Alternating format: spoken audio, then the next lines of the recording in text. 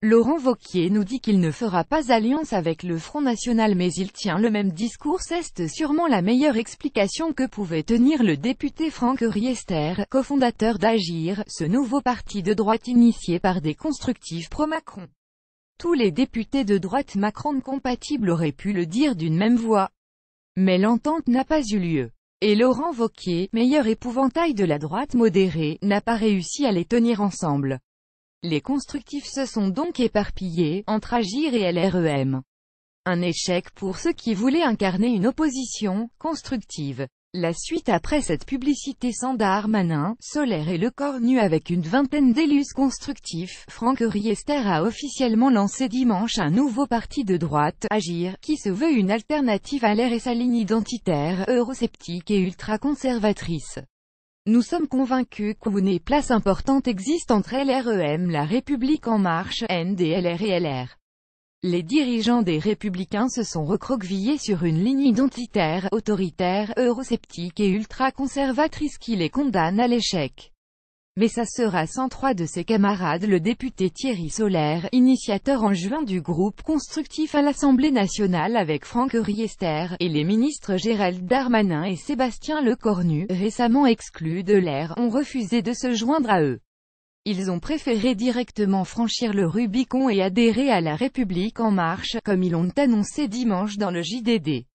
Ils suivent ainsi l'exemple de Bruno Le Maire, qui avait déjà quitté LR pour le parti présidentiel. Thierry Solaire, en mettant en avant une logique d'efficacité, s'est justifié dimanche sur BFM TV pourquoi je n'ai pas fait le choix de créer une autre formation politique et de rejoindre Agir parce que, quand on a travaillé à l'ADN de ce que serait cette formation politique, on s'est rendu compte que c'était tout à fait l'ADN de l'REM. Ce sera aussi sans la députée Marine Brenier, membre du groupe constructif et proche de Christian Estrosi, qui n'a pas non plus rejoint Agir.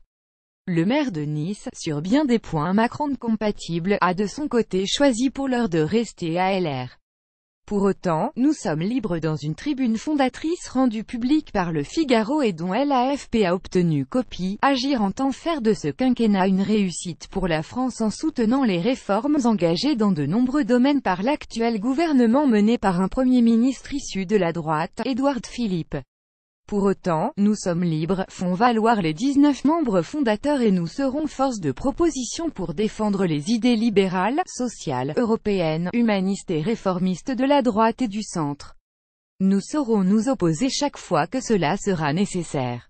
Sans citer à ce moment-là Laurent Wauquiez, qui devrait être élu le 10 décembre président du parti Les Républicains, ils disent refuser de voir la droite s'enfermer dans une ligne identitaire, autoritaire, eurosceptique et ultra-conservatrice et veulent s'opposer à tout rapprochement avec le Front National.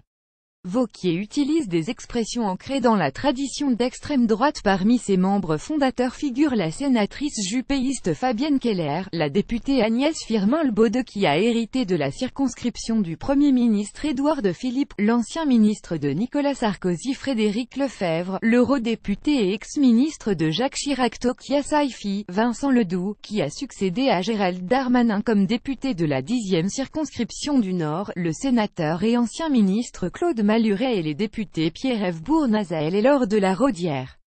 Indépendance totale ou alliance? Comment Agir entend survivre et se faire entendre alors que le créneau du centre droit est déjà bien dense avec l'UDI, et la myriade de formations centristes? Les 19 membres fondateurs débattront des statuts d'Agir dès le 5 décembre et la direction du parti devrait être collégiale. Le parti pourrait permettre la double appartenance politique.